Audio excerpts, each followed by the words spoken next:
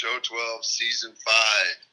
Randy at the facility, me sitting on the floor in the Detroit airport, ready to break down this week's state championship. Rando, get us going. We talked about the semi-states this past weekend. We had the 1A North. We had Covington and Pioneer ended up winning that 4. That gets them to 30-9 on the season. Wow. You know, that's Rod Nye's little squad is a great squad. He's really one of the most underrated coaches in the state. Great year for Covington, Pioneer team, doing exactly what we thought they would do. I mean, they're a tremendous team. Yep. And then the 1A South, we talked about Jasper was hosting it. It was Bar Reeve and Indianapolis Lutheran. They were 14-20 coming into that match. Too much Bar Reeve, though. They won in straights. Yeah, Bar Reeve, like we said when we were talking about, there may be 5 or 6 legacy programs in the state that every year you see them popping up, either in the state championship or as a state championship contender. Bar Reeve's one of those. Indianapolis Lutheran, good season. Obviously played a very tough schedule and ended with a very tough Bar Reeve team. Yep. Then we talked about the 2A semi-state battles. Out of the North, we had a great season for these guys. Wabash, 33-3, playing the North Judson, and North Judson ended up winning that in 3. You know, North Judson, they've also had a long history.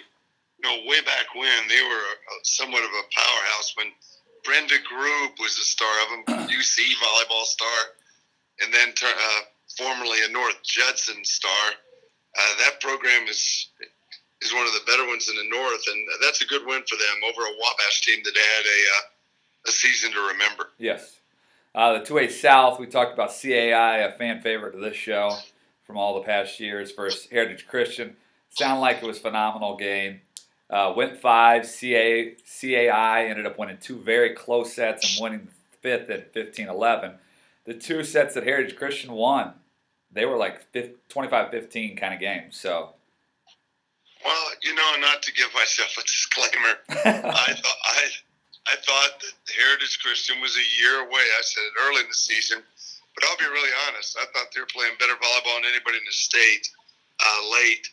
See, I got texts and emails about CAI winning that, the after Stumler effect. And you know what? It's really weird at this time of year. Winners win, and guys that have experience and history in the event tend to have a little bit of an advantage. And I think that in a 5-set match, you know, CAI knew what they were losing. Heritage Christian only knew what they wanted. They'd never experienced it before. So CAI, congratulations to them. That's a great win.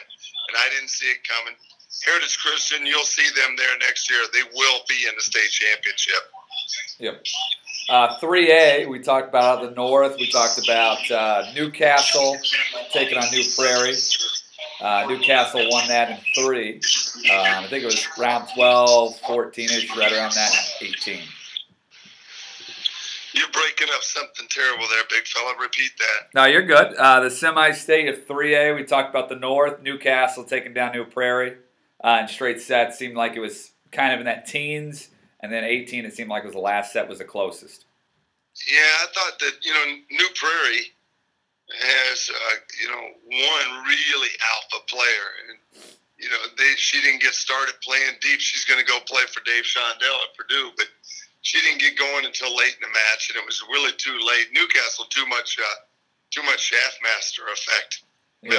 Melanie Shaftmaster was really good. Mabry Shaftmaster, from all accounts, played out of her mind. And keep that in.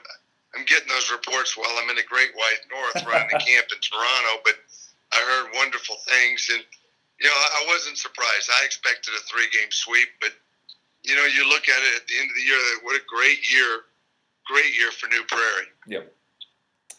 Talking about the 3A South, we talked about Northview and Silver Creek. Northview ended up winning that in straights. The battle of the athletes, Northview just a little too athletic for them. Yeah. And they just control the ball better. You know, Silver Creek, very, very athletic, but Northview kids, combine athleticism and ball control to make a really difficult mix. Northview wins in 3, and I kind of anticipated that. Yep. 4A North, we talked about the one set loss squad of Yorktown playing Penn. From everything I heard from some of the folks in Yorktown land, the first 2 sets were every bit a barn burner. Well, Penn had them in the first set. Yeah. You know, once again, just like Fisher's, Penn has them beat and commits 2 back-to-back errors, and that's exactly what Yorktown is not going to do. You know, I said coming in that Penn was extremely well coached. Lisa Pollock is as good a coach as there is in the state of Indiana. She's been to title time, so she knows what they're losing. She knows what it's all about. You know, but when it's all said and done, that senior group at Yorktown is unbelievable, and you're going to have to kill Kylie Murray at this point to beat her, and that's what the deciding factor was. You know, but by all accounts, and once again, I'm getting this, you know, after I get done for the night in Toronto, I'm getting all kinds of information. It sounded like that may have been the best match of the day, even including the CAI 5-setter over Heritage. Yeah. Then we talked about the 4A South. We talked about it could be a great game. It was Avon and Providence. Yeah. But Providence falls in 3, even having their coach back on the sideline the last couple of matches. But Avon seemed like a little too much Avon. You remember early on I made the comment that Providence had kind of gone off the radar, and that I wasn't sure why. I wasn't sure if it was by their choice or, you know, if something was trending down.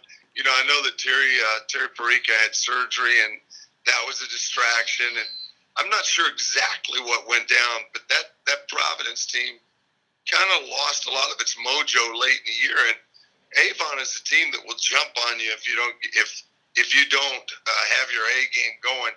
They're going to beat you with great tenacity. I think that people are going to be shocked in the 4A state championship at how small both of those teams are. That's true. It's amazing. You know, other than Eastridge is the only kid I think on either roster that's going to be above 6 foot tall. Correct. And so it's going to be an amazing battle. But you know, Avon's had a great year, and Amy Sherrod's done a great job with that team. You know, and you know, kudos to Terry Perica. All they do is win, and man, it's been a tough year with the injuries and the surgery and everything else. But you know, Terry, get well. We'll see you next year, I'm sure. Yep, no doubt. We're going to talk about Courtside's top 3 headlines of the season. What do you want me to do? Do you want me to kind of hit it and you kind of talk about it? How do you want to roll with this? No, I think the top 3 things, you know, I was talking about it today to you, the 3 things that really, this season, that when I close my eyes at the end of the day and try to think back to the whole year, the things that were kind of cool about the season, you know, I think there was some, you know, honorable mentions. LCC getting beat in 1A when I thought they were maybe the most, other than Yorktown, the most defined team to come back and win again. That was a little bit of a shocker. You know, some of the other upsets early on in the season were a little bit shocking when we realized that the state had great parity other than Yorktown. But I think the 3 biggest stories, I think one thing that I really thought was a big story was all of the newcomers. You know, welcome to the party, guys. Guys that we really don't talk about a lot. You know, Wabash 33-4, East Central 31-3, Lawrenceburg 30-4. You know, South Newton 31-2, Morgan Township 31-3. You know, at Western, Sasha Gill killing it. But I think the biggest newcomer for me was Castle. I thought Castle was one of the big stories in the state this year. You know, they make the top 10 in the country in max preps, and they make the top 100 in prep volleyball. They were off the map. No one knew they existed. You know, Fred Bracker's been there for 29 years. 29 years. He does have Jessica Nunji that we talked about her early in the season, heading to Florida State. Here's something you may not have known, Randy. 35-2.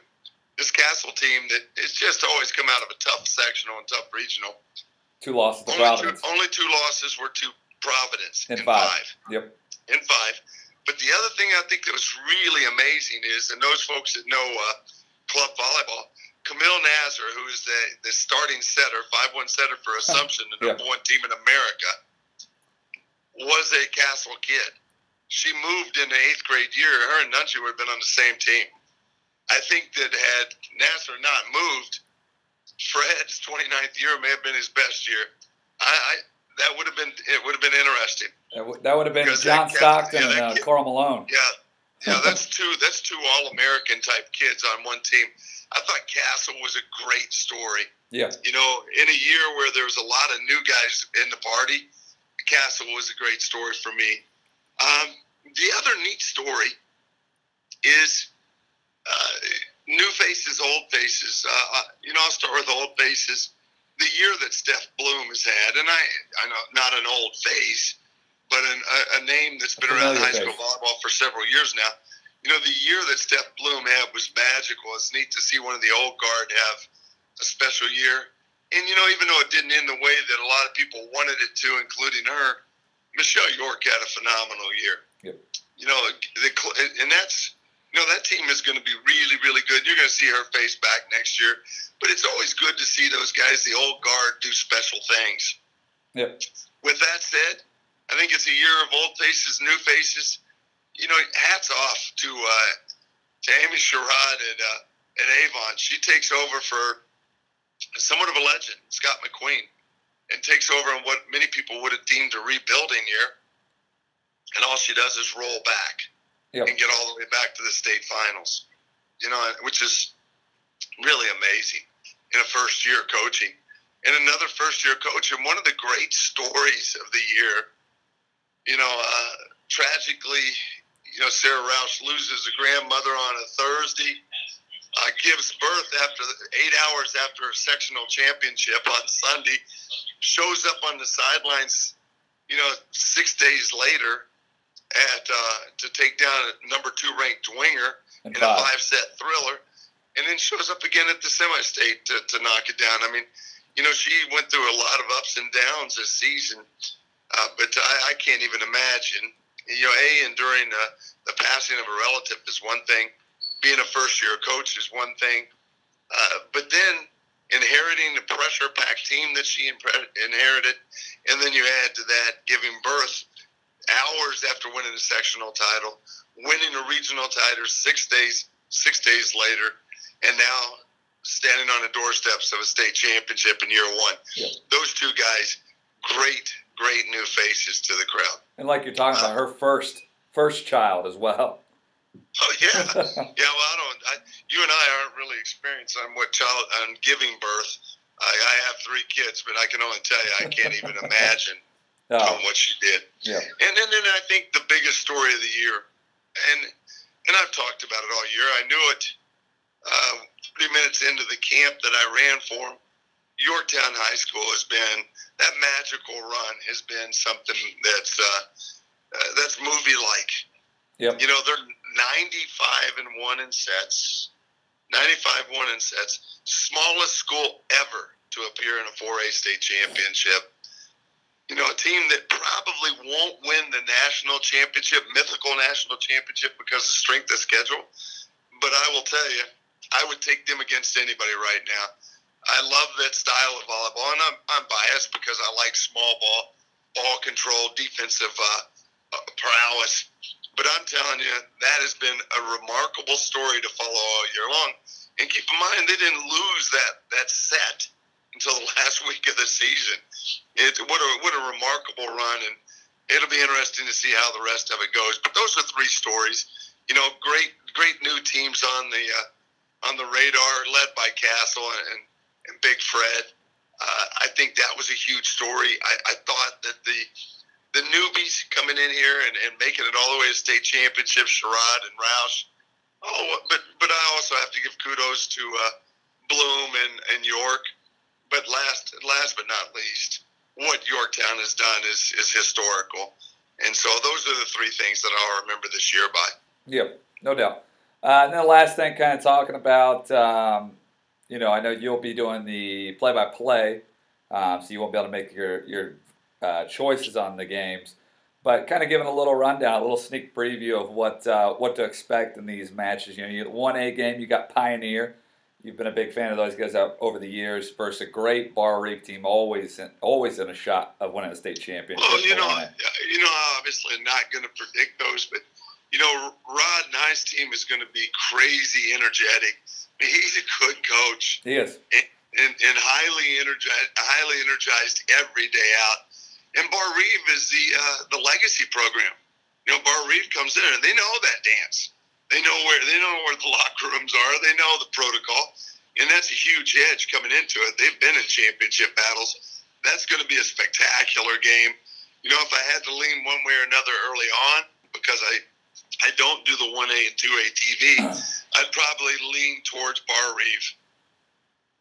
Yeah, my thoughts. I'm going with Pioneer. I'm riding Rod's bus. I think he's bringing it home. Well, that would be beautiful. He's a wonderful man. And it's just like I said with Michelle York, there's certain guys that are legacy guys that deserve really good things to happen. Rod is one of those guys, so yeah. I have no problem with that. The 2A, if you'd asked me, I didn't see really either of these guys getting this far. I meant CAI could have had a possibility, but I wasn't 100% sold with Heritage Christian in that semi-state. Those two battling off in the 2A finals with North Justin. Yeah, North Justin kind of new to the block and a northern team. And, they're a team that had an incredible season, but it's an area that's had a real huge history in volleyball. That North Justin team I like.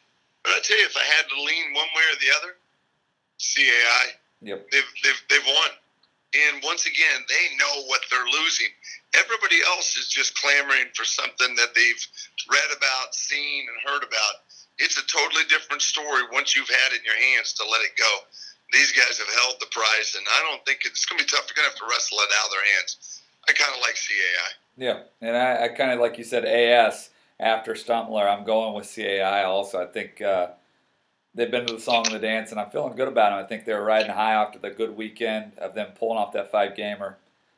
That's who I'd go with as well. The 3A, talked about Newcastle and Northview.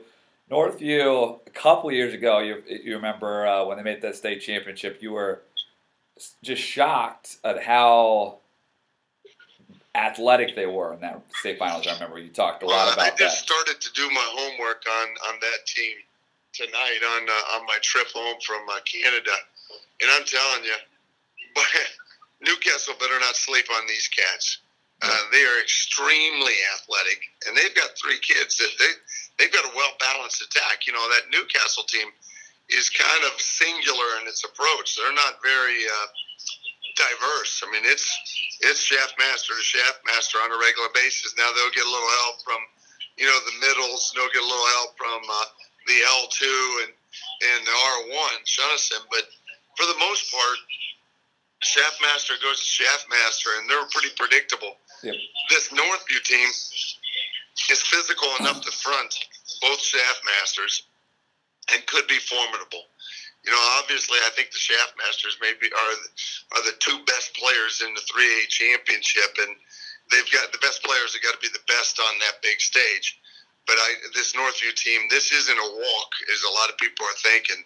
And Newcastle better be ready. Obviously, I can't predict it just because I'm doing that game, and I've got thoughts, obviously. But I'm going to leave that up to you, Rando. It's like I said, I was a little shocked at the Northview team a few years ago when they made that finals, just how athletic they were. I think it's going to be a better game than what people are giving you credit for. I think you're 100% there. I think the shaft masters tend to show up in those big moments. So I think it's going to be a great game. Could be a 4-gamer. Maybe even a 5-gamer, but I'm going with the Castle bringing home another state championship. I don't know if post childbirth Sarah Roush can take another 5-gamer. I know that Josh Collins probably. I don't know if he has another 5-gamer in him. So that'll be interesting to see how that turns out. But that's a fair call. Yep. Then the 4A, it's the prize fight we always talk about every year. Seems to be Avon. Doesn't matter who it is on a regular basis. Scott, the new coach, they found a way to get there again versus UConn, Yorktown Tigers. And UConn, is that what we're telling them now? UConn. We got Gino over there, Steph. So I like that. Well, Steph, Gino, Ariema, Bloom is put together a pretty impressive run here. This is a run of magical implication. I mean, it's as big a run as there's ever been in the state. Yep. What they've done is phenomenal. I will say that all year long, what they've lived by is the lack of errors. They make no mistakes. They take care of the ball. They're probably the scrappiest, most tenacious defensive group in the state. Their serve receive is by far the best in the state. Now, they are a little undersized, but their efficiency with the pass allows them to get a lot of one-on-ones, and they play with the speed that most people haven't seen. Yep. Avon, if I said that the most tenacious defensive unit I've seen this year was Yorktown, the second most tenacious unit I saw all year long was Avon.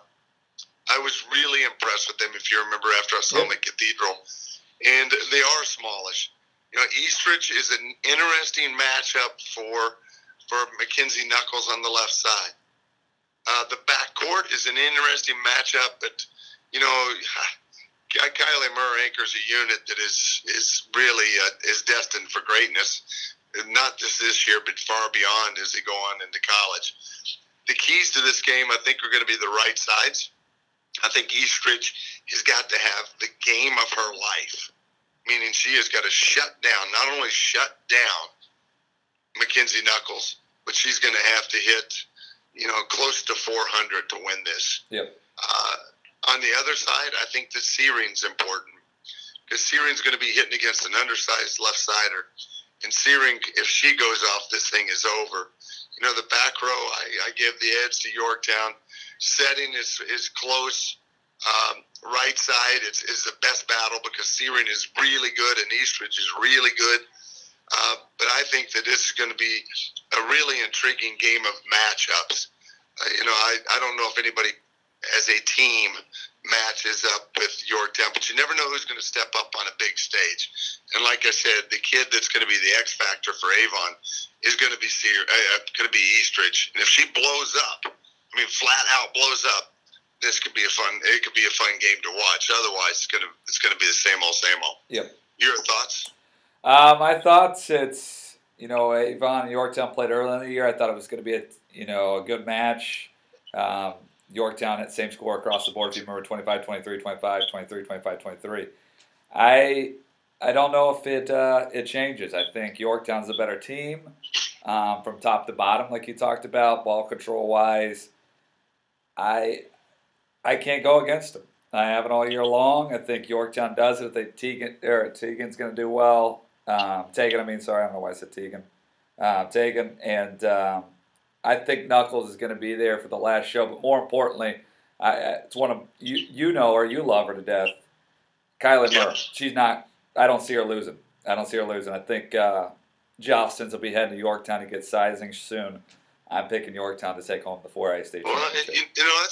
That's a great point. And one of the big factors at this time of year is seniors, and we talk about that every year. Seniors just not wanting to say goodbye. Yep. And every one of these teams that we've profiled have great senior players, but none more than Yorktown. And so that's going to be intriguing. But, like I said, I'm so excited about it. I'm going to put a suit on in about a week and go sit down on press row and act like I have a clue as to what I'm talking about. And we'll sit back and we'll talk next week about what happens. Yep. But until then, I'm going to try the weather one more hour, 30 more minutes, I think, in the Detroit airport, one of the loneliest, worst restaurant airports in America. And I'll be home soon from my trip to the Great White North, and I look forward to watching some great volleyball next week. Yeah, and the only other thing I had to add about the Yorktown thing would be kind of cool. I think you had added in the past as well. It's going to be cool to see Rhonda and Kylie as the last kid coming through with their father. daughter and mom kind of connection, kind of like you did with Kai over the years. So I think that's going to be cool. Well, I tell you what, winning that state championship with Kylie as a father-daughter was magical. I agree, you know, and Rhonda Murr and Kylie Murr would be a great culmination for their time together at this stage of the game. You know, and then our chief statistician, Scott Murr, who, when you look at the credits at the end of the show, his name should show up. His excitement will be fun to check as well. But, you know, regardless of what happens, it's going to be a great weekend. And as Big Fred at Castle put it, you know, it's the greatest volleyball state in the nation. And I agree with him. Yep. And I look forward to just a fantastic culminating weekend of yet another great season. So, you know, with that, I hope to see everybody at Worthen. And I'm hoping to get there. They're great fans. So we're going to sign off, and we'll see you next week. Yep. Safe travels, big fella. Thanks, buddy.